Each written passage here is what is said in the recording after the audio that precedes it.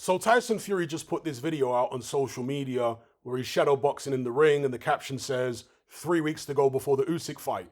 And the public are saying that it looks as though Fury's put all the weight back on that he only just lost recently. Well, I was never convinced that he'd lost as much weight as people were making out, because a lot of this stuff comes down to the angles, the lighting. I mean, some fighters are even using filters, right? You look at Andy Ruiz, the amount of times that guy has catfished us. He's worse than a girl on Tinder, Andy Ruiz. Unbelievable. He's like the king of the catfish.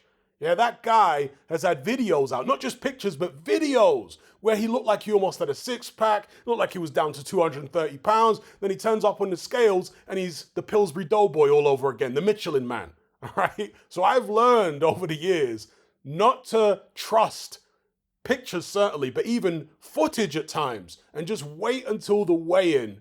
And also look at the fighter's history. Have they done this in the past where they get you thinking that they're going to be in the best shape of their life, career lightest weight, and then they turn up and it's a normal weight for them? Yeah? Because if they do, then you should be cautious moving forward when you see their footage. So anyway, with Tyson Fury, people were saying he's going to come in at a career lightest.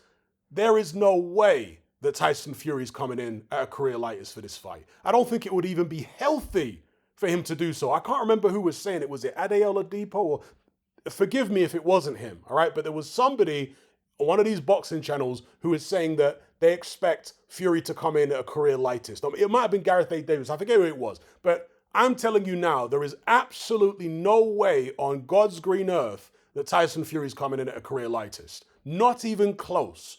The last time he was under 250 pounds, I think, was for the Klitschko fight. He weighed 247 or 240 something, for that fight. And that was many, many, many moons ago when he was in his mid-20s. Now he's in his mid-30s. Folks, there's no way he's getting down to anything close to that weight. I expect Tyson Fury to come in no lighter than 260 pounds. And that's on the low end. Probably closer to 270, maybe mid-260s. That's what I'm expecting. He might have experimented in camp at getting down lower. He might have thought, you know what, this weight isn't working for me, let me put a little bit back on. The conventional wisdom with people is that the lighter the better. Well, yes, but when you have a slow metabolism as it is, as Tyson Fury does, that's why he hasn't been in aesthetically good shape for most of his career, because he doesn't have the metabolism to support that kind of shape. Now, obviously, he hasn't helped himself with the poor living outside the ring, you know, the eating, the overeating, the drinking, and all that type of stuff. That doesn't help. But clearly, Tyson Fury doesn't have the metabolism of, you know, name the fighter. And Alexander Usyk, right? Usyk is a pure athlete. He doesn't put weight on like that, lives the life, so on and so forth. If you put Tyson Fury and Alexander Usyk in the same training camp, training side by side, doing the exact same stuff, there's no way Tyson Fury would have a body like Usyk. He wouldn't be that trim and lean, okay? His metabolism just won't support it. You see, so with if you try and force your weight down lighter than your metabolism wants it to go, right? Where you can still retain, there is an optimum weight. Let me explain it this way. There's an optimum weight for you to be where you can retain the speed, the strength, the reflexes, the stamina, right? The endurance. And when you go below that weight, you start to lose some of these things: speed, stamina, strength, endurance, and so on, right? So it's finding the balance. It's finding that sweet spot, that perfect weight where you can do everything you need to do. I say perfect. Let's say you're carrying a bit of excess, like Tyson Fury does. It's good enough for you to be good at all-round boxing, right? To be able to do the moving when you need to be able to fight on the inside when you need to. A good all-round weight, yeah? That is what I think Tyson Fury is going to need against Alexander Usyk, and I suspect that's what he's going to go for. I don't think he's just going to go all in and try and get as low as possible at this age of 35. I reckon he would leave it all in the gym if he did that.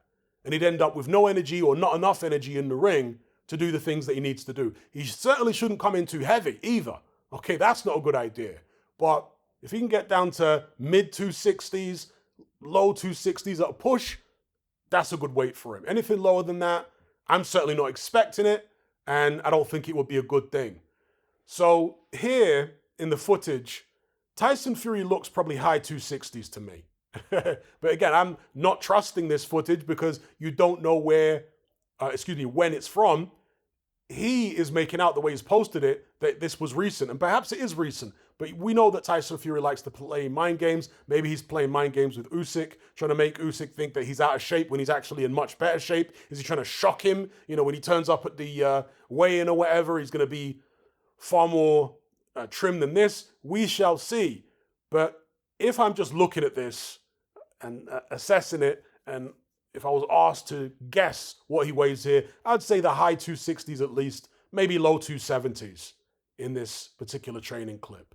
And I would say the 270s is a bit much for Fury. If he's still weighing that against Usyk, I don't think it's going to help him. Needs to come down to, let's say, 265. Those are my thoughts on this clip. Give me your thoughts in the comment section below. Are you a Tyson Fury fan that's disappointed to see him like this, or don't you think it matters? And I do have to clarify something here, because I've been, over the months, years maybe even, become known among Tyson Fury fans as a hater, right? Because most fanboys cannot grasp the concept of objective criticism, where the motto on my channel has always been, no fighter is below praise and no fighter is above criticism. But criticism isn't meted out equally among all fighters, because that's not objective. Why? Because not all fighters are doing as many bad things. It's like in a criminal court. Imagine if the judge started handing out the same sentence for somebody that committed a bank robbery and an equal sentence for the person that, shoplifted a Mars bar. That wouldn't be fair. That wouldn't be justice, would it? Because one guy's crime is far worse than the other.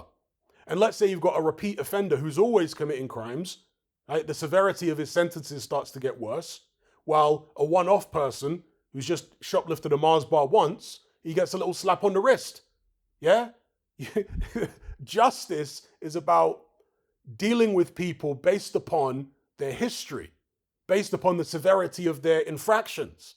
It's not about giving everybody the same level of punishment, giving everybody the same level of criticism. That's not fair at all. Okay, Tyson Fury, because he's been so dishonest and he's tried to mess with the public's mind for so many years, con the public, con the fans, that is where most of my criticism for him comes from. As far as Tyson Fury, the fighter, you go check my videos going back years. I've always said Tyson Fury is a fantastic fighter. The talent is obvious. The movement, the fluidity, the speed and the coordination for a man of that size. Okay? The heart that he's shown in fights. The powers of recovery when he's been hurt, being able to get off the canvas, so on and so forth. The mental strength, the confidence that Tyson Fury has shown. There's a lot to admire about him as a fighter. It's just unfortunate that he's allowed, I say he's allowed, yeah, he's allowed the devils in his nature to supersede or overshadow, that's a better way to describe it, the very admirable traits, the very admirable abilities that he has. Yeah, he's allowed his the worst aspects of his nature to overshadow it all. It's a shame, but it is what it is. Okay? He's a grown man. He can choose to behave one way or the other, and he chooses to be a very deceitful person. So that's what it is. But as far as his talent, it's never been in question. For me, he's very talented. I don't go overboard the way that his fans do. Okay? The same as with most high-profile fighters, their fans tend to go overboard with how good they think they are. I mean, after AJ knocked out Ngannou, there was a load of AJ fans in the comments of that video saying, Fury's never been any good. AJ smokes him in 2 rounds. I mean, hold your horses. AJ knocked out a guy who's had 1 pro fight. And he's in his late 30s. And you're acting like AJ's, the best thing since sliced bread and Tyson Fury was never any good. I mean, come on. Let's not be bipolar about it, right? Tyson Fury is a hot and cold fighter. He has been most of his career.